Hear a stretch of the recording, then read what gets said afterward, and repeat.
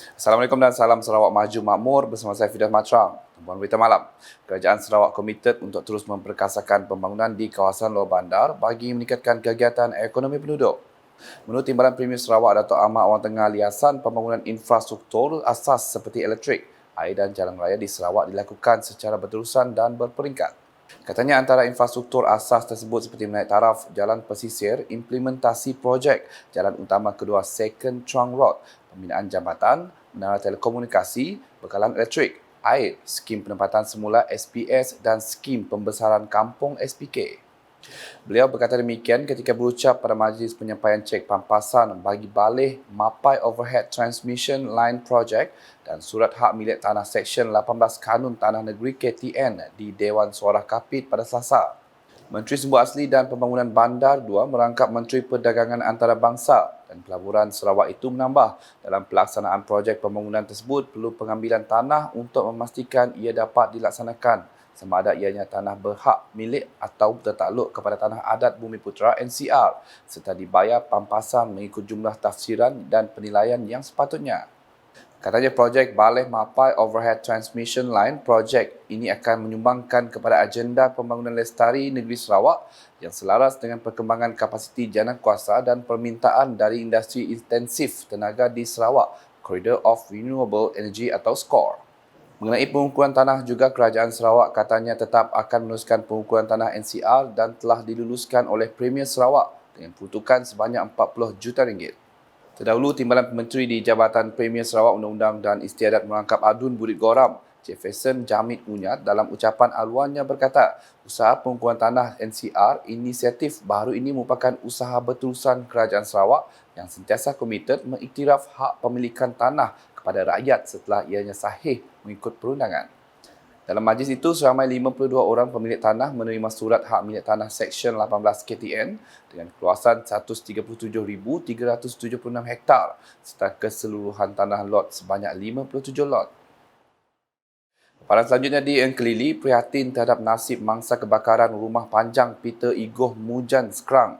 Parti Pesaka Bumi Putera Bersatu PBB Cawangan Engkelili tampil menyumbang sebanyak RM33,000 bagi meringankan beban 33 ketua isi rumah KIR terbabit.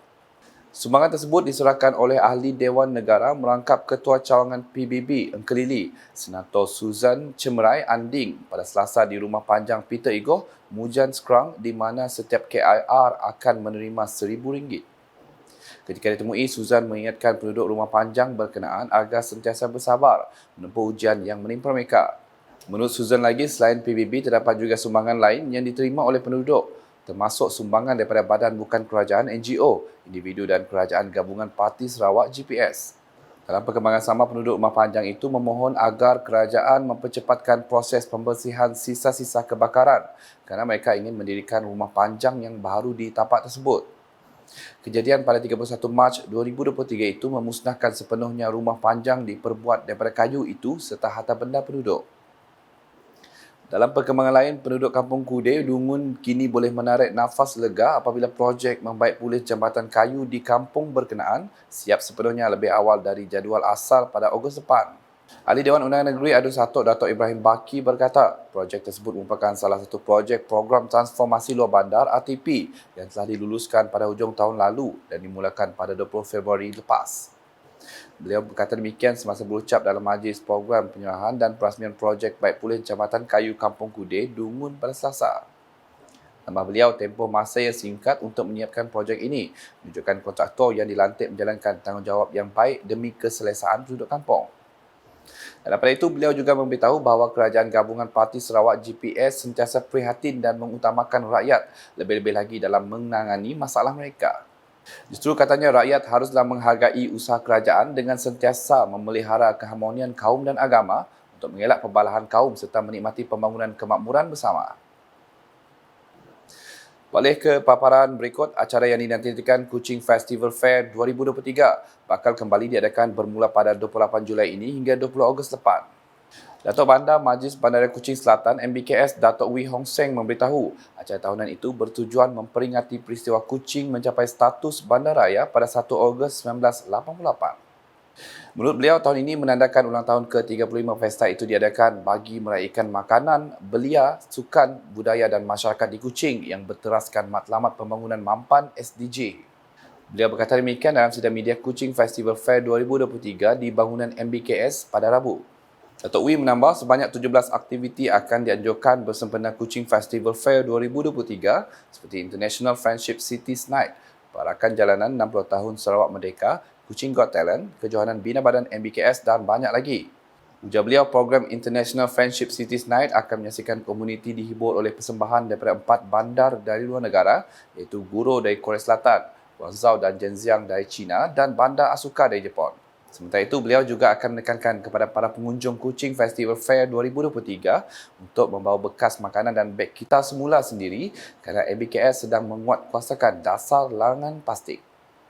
It is advisable and is encouraged, all right, all the patrons to bring their own container if they can, if they have, all right, drinking bottles if you can, all right, and recycling bags if you have, all right. So by going into the food fair, in case you want tapau and all that, yeah. So I think this is part and parcel of the council trying to enforce the no plastic policy for this festival.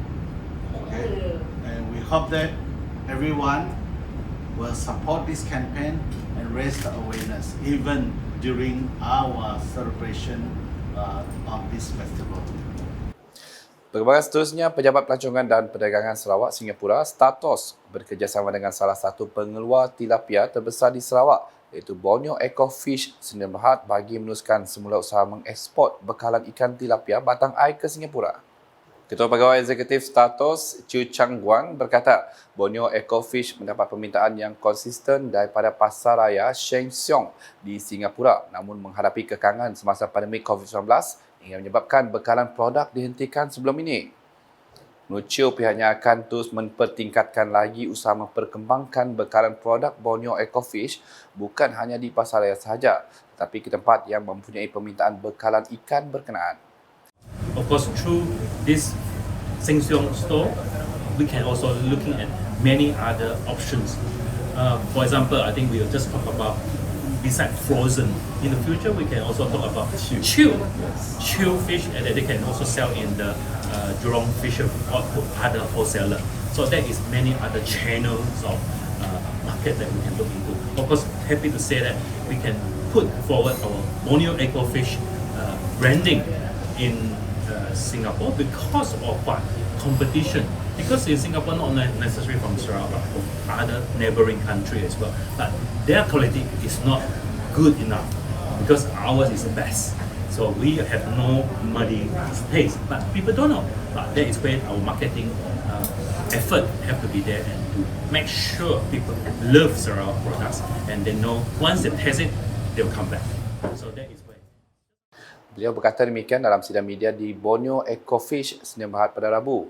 Sementara itu, Pengarah Urusan Borneo Eco Fish, Thomas Hee Tiong Kong memberitahu setelah aktiviti ekonomi kembali normal, permintaan daripada Singapura diteruskan semula dengan usaha gigih Statos dalam menganjurkan misi dan acara perdagangan secara berterusan di Singapura untuk mempromosikan produk Sarawak sejak beberapa tahun lalu yang turut disertai oleh pihaknya. So this time is 10th time going to Singapore towards end of this month. So likely will be in Singapore markets in the month of August. So and then Sheng Siong has always been very supportive of our products. A few discussion with their boss has mentioned that our product is superior. The meat quality, he had never tested fish that good before lah. So we have created this relationship with Sheng Siong top management. So we hope that their continuous support will actually make us to be more driven lah, to continue farm the fish in Batang Air, and then they bring benefit to the people in Batang Air lah. So at the moment we also employed about 70 workers in Batang Air. Penghantaran berterusan ikan tilapia dan patin perak ke Singapura, bukti kualiti dan harga yang kompetitif produk tempatan berjaya memenuhi piawaian antarabangsa. Tambahan pula, Borneo Ecofish ketika ini telah mengedarkan produk mereka ke Semenanjung Malaysia serta Brunei.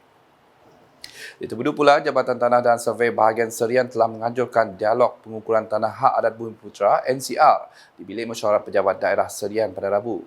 Penolong Tadbir Tanah Jabatan Tanah dan Survey Bahagian Serian, Atin Rimpa berkata, tujuan dialog adalah bagi memaklumkan bahawa permohonan kerja penyukatan tanah NCR bagi lot pertanian dari Kampung Lancang dan Labak, Tungan telah diluluskan dan kerja penyukatan dijangka bermula pada Ogos nanti. Beliau berkata demikian semasa memfungsikan dialog pengukuran tanah NCR pada Rabu. Menurut beliau, inisiatif projek dokumentasi tanah NCR sejak tahun 2013 oleh pihak Persatuan Kebangsaan Dayak Bidayuh DBNA sebelum ini telah banyak memudah malah mempercepatkan kerja melakukan kerja penyukatan tanah NCR di lapangan serta menyelesaikan isu sempadan dan hak milik tanah di antara ahli keluarga dan kampung. Untuk rekod, sebanyak 714 lot tanah pertanian telah didokumentasi akan disukat dan diwatakan di bawah Seksyen 18 Kanun Tanah Negeri KTN Negeri Sarawak nanti. Dan jumlah tersebut, 165 lot tanah merupakan tanah pertanian di Kampung Lancang Sijo dan Kampung Labak Tungan di mana 384 di Kampung Lancang Sabai. Sekian isi malam bersama saya Fida Matram. Berita lebih lanjut boleh didapati di semua platform media sosial UKAS termasuk portal ukas.sarawak.gov.my dan UKAS channel YouTube. Sebelum mengakhiri buletin edisi malam ini, saksikan video promosi perarakan kapal berhias yang akan berlangsung pada 29 Julai 2023 di tebingan Sungai Sarawak. #Menyebab Fakta Salam UKAS.